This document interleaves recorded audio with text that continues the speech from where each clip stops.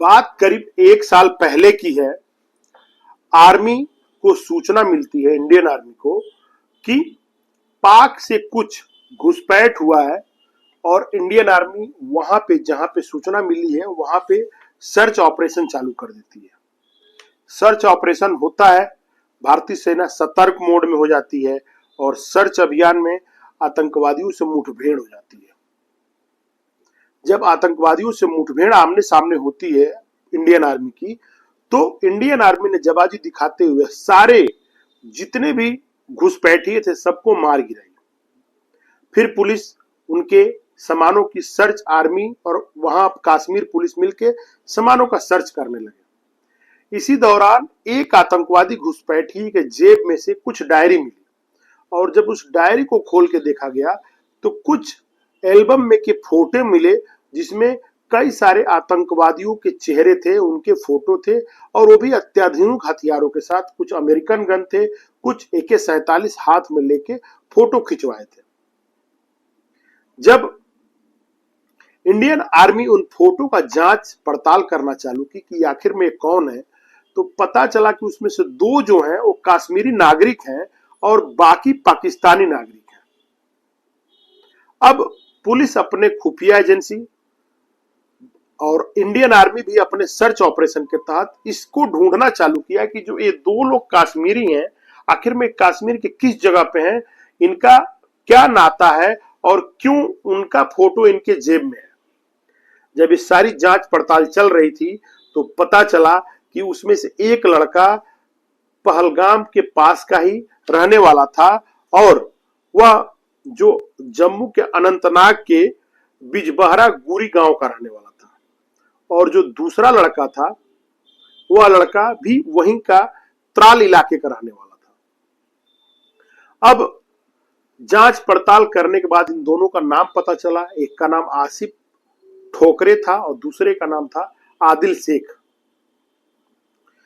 लेकिन जब Indian army इन लड़कों के घर पहुंची और जांच पड़ताल करना चालू की तो घर वालों ने बताया कि ये काफी दिन से हमसे अलग हैं, दूर हैं और अभी हमसे मिल नहीं पाते हैं। अब तक 1 साल बीत चुकी थी, पुलिस अभी अपना सर्च अभियान को रखी ही थी और इन दोनों लड़कों को ढूंढ ही रही थी। तब तक 22 अप्रैल का दिन 2025 आता है और वेस्टर्न घाटी में, जो कि पहलगाम का इलाका पड़ता है, वहां पे 28 हत्या कर दी जाती है, वो भी धर्म को पूछ के, कलमा पढ़ा के कि अगर आप कलमा नहीं पढ़ पाए तो मार दिए गए लोग।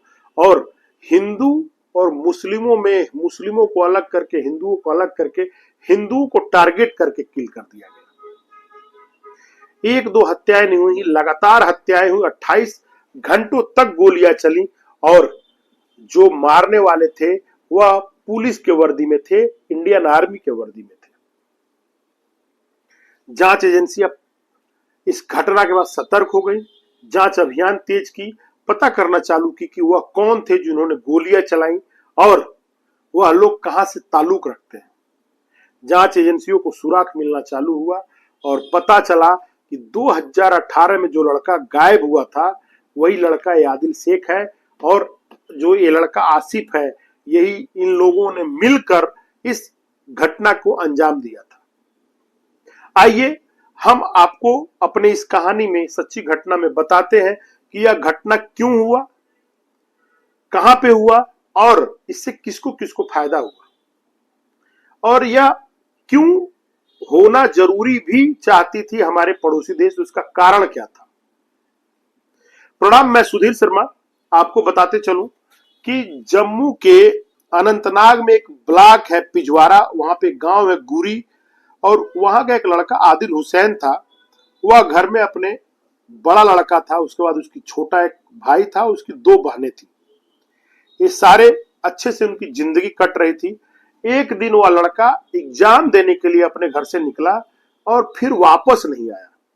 बाद में उसके घर वालों ने पता किया तो पता चला कि यह लड़का बॉर्डर क्रॉस करके पाकिस्तान चला गया है, आतंक की ट्रेनिंग लेने के लिए कि भारत को अधिक से अधिक नुकसान कैसे पहुंचाया जाए। घर वालों ने जब जाना है बात तो 2018 के बाद उससे कभी भी संपर्क साधने की कोशिश नहीं की गई। लेकिन उसका छोटा भाई भी आगे चल के कुछ ऐसे ही हरकतों में पुलिस ने पकड़ के उसको अभी जेल में है। अभी फिलहाल आदिल शेख के घर पे उसकी 2 बहनें और उसके विकलांग पिताजी हैं। पुलिस लगातार 2018 से जब से पता चला कि आदिल शेख बंदूक उठा लिया है, उसके घर जाती रही, पूछती रही, लेकिन आज जब उसके घर पे पुलिस गई तो कारण कुछ और था, और कारण था 2025 का 22 अप्रैल की घटना, जिसमें वो मुख्य एक्यूज्ड है। उसका नाम इस घटना में भी आया है कि ये वही कश्मीरी है जिसने गोली मिलके चलाई है। अब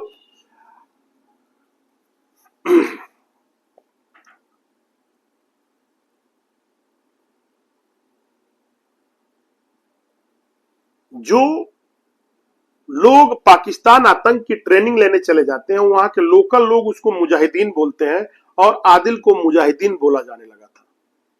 पुलिस अपने जांच को आगे बढ़ाई और करीब करीब 2000 लोगों को गिरफ्तार कर ली, जिसमें लोगों को पूछताछ चालू हो गया। आदिल के घर पुलिस गई और उसके घर की जांच और सर्च अभियान के तहत उसके घर में एक जोर से ब्लास्ट हुआ और उसका घर वहीं पे धराशायी हो गया है। कहा जा रहा है कि पुलिस जिस वक्त घर में गई, घर खाली था, लेकिन उसमें एक ऐसा ब्लास्ट हुआ कि वह जमींदोज हो गई। माना जा रहा है, मीडिया का दबी जुबान आ रही है कि आर्मी को मारने के लिए उसके घर में बम रखा गया था और सारे लोग निकल गए थे कि जैसे कोई आर्मी उसमें घुसेगी, आर्मी के सिपाही घुसेंगे, वह लोग दब के मर जाए। फिलहाल किसी आर्मी जवान का वहां पे हताहत होने की खबर नहीं है।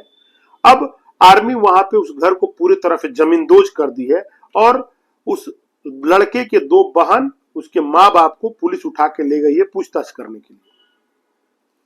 वहीं से कुछ दूर पे एक और लड़का है जो गोधाना का रहने वाला है, जिला है पुलवामा। वो भी ट्रेनिंग लेके पाकिस्तान से आया था और जब पुलिस को पता चला कि यह लड़का, जिसका नाम आसिफ शेख है, जो त्राल का रहने वाला है पुलवामा जिले के, वहां पे उसने भी इस घटना में अपना सहयोग किया है। आसिफ शेख ने सहयोग किया है इस आदिल शेख को। तो पुलिस उसके घर गई और उसके घर को बुलडोजर से गिरा दिया, जमींदोज कर दिया। उसके घर से कुछ आपत्तिजनक चीजें मिली हैं, जिसपे सर्च अभियान अभी और आगे भी बढ़ रहा है। आपको बताते चलें कि वह जो लड़का है, जो पुलवामा हमले का मास्टरमाइंड माना जा रहा है, उसके घर में कई सारी ऐसी चीजें मिली हैं बम के साथ, जो कि पुलिस को शक गहरा करती जा रही है कि इसके आसपास के लोग भी इसके ऊपर इसका सपोर्ट कर रहे थे। फिलहाल यह दोनों आतंकियों पे पुख्ता सबूत हो गई है पुलिस के पास और पुलिस इनको सर्च कर रही है। ये दोनों आतंकवादी चाहते थे कि पाकिस्तान के सहयोग से उनसे पैसा लेकर कश्मीर में अशांति फैला दें और उन नौजवान और जो लोग वहां पे घूमने जा रहे थे उनके मनोबल को तोड़ दें। पुलिस जांच में आपको मैंने जैसे बताया कि करीब करीब 2000 लोग गिरफ्तार हो चुके हैं और इन दोनों लड़कों का पता बताने के लिए पुलिस ने 20,000 रुपए का इनाम भी रख दिया है। अब इस घटना की जिम्मेदारी कौन लिया है? ये पाकिस्तान द्वारा कंप्लीट प्रायोजित है। कारण कैसे बता रहे हैं कि पाक से जुड़ा एक ऑर्गेनाइजेशन है जिसका नाम है TIF। यह एक रुकावट डालने वाला, भारत को परेशान करने वाला ऑर्गेनाइजेशन है, जिसका डायरेक्ट संबंध है वह लश्कर तैयबा से है। और लश्कर तैयबा को आप लोग जानते हैं कि पाकिस्तानी ISI और पाकिस्तानी सरकार का सहयोग मिलता है। वह भारत में एक विंग बना के भारत के लोगों को अस्थिर करने का, खासतौर से कश्मीर के लोगों को अस्थिर करने का प्लान कर रही थी। अब मीडिया रिपोर्ट में माना गया है कि यह पाकिस्तान ने ही हमला कराया है और सुनियोजित हमला कराया है। इसके पीछे के कुछ मुख्य कारण थे जो पाकिस्तान न चाहते हुए भी ये काम कराया है। जब से 370 धारा हटी है, तब से कश्मीर में खुशियां लौट आई थी, उद्योग धंधे बढ़ने लगे थे, पर्यटन बढ़ने लगा था, इन्वेस्टमेंट चालू हो गई थी। वहां के बच्चे लड़के चुनाव में खुल के सहयोग कर रहे थे। अब सारे लोग अपने को इंडियन कहने लगे थे और वहां पे भारत सरकार ने भी जम के निवेश करना चालू किया, विदेशों से निवेश आना चालू हो गया था। वहां से ट्रेन डायरेक्ट दिल्ली को जुड़ने लगी थी, यानी कश्मीर राह पे चल दिया था विकास के। और यह चीज, कश्मीर का विकास पाकिस्तान को खल रहा था। पाकिस्तान को लग रहा था कि अगर यहाँ के जनता में जेब में पैसा आ जाएगी तो वह पाकिस्तान से भूल जाएंगे कि पाकिस्तान के लोगों का सहयोग की जरूरत है। इसको देखते हुए उसको कुछ ऐसा एक साजिश रचना था जिसमें कि भारत में नफरत फैले और एक दूसरे से लड़ना चालू कर दे। इसलिए उसने इस घटना का आयोजन किया और आयोजन के 2 दिन पहले आपको पता है कि जो असीम मुनीर सेना अध्यक्ष है पाकिस्तान का, उसने कश्मीर को भारत के गले का नस बोला था कि इस नस को दबाना पड़ेगा। उसने बोला था कि हम लोग मुसलमान हैं और मुसलमान एक होते हैं, हिंदुओं से उनका कोई रिश्ता नहीं है, कोई कल्चरल उनका सांस्कृतिक संबंध भी नहीं है। हमारी अपनी संस्कृति है और हिंदुओं की अपनी संस्कृति है। उसके 2 दिन बाद ही एक घटना घटी है और यह घटना जो घटी है यह कश्मीर में जाति नहीं धर्म पूछ के, यानी तुम अगर हिंदू हो तो गोली खाओ और अगर मुसलमान हो तो बचो, किनारे हट जाओ, आप हटो, यहां से निकल जाओ। पास आपको दिया जाए कि आप निकल जाइए, लेकिन अगर आप हिंदू हैं तो आपको आपके घर में से खींच कर मार दिया गया। टेंट से छिपा हुआ 2 बुजुर्गों को मार दिया गया।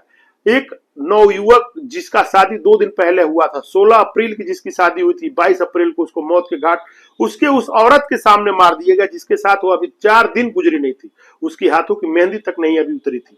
उसके पति को उसके आंखों के सामने मार दिया गया। एक ऐसे लड़के को मारा गया जो कि मात्र 2 महीने पहले शादी किया था, अपने पत्नी को कश्मीर दिखाने ले गया था, कोई बर्थडे मनाने के लिए गया था, यानी लोग अपने खुशियां को कश्मीर में मनाने गए थे। उनको ऐसा जख्म दिया गया कि जिंदगी में कभी नहीं भूलेंगे। कश्मीर के नाम पे उनका रूह कांप जाएगा। अब भारत सरकार कश्मीर में हुए इस घटना के बाद सतर्क हो गई है और पाकिस्तान को सबक सिखाने की ठान रही है। लगातार तलाश जारी है, आतंकियों को ठोका भी जा रहा है।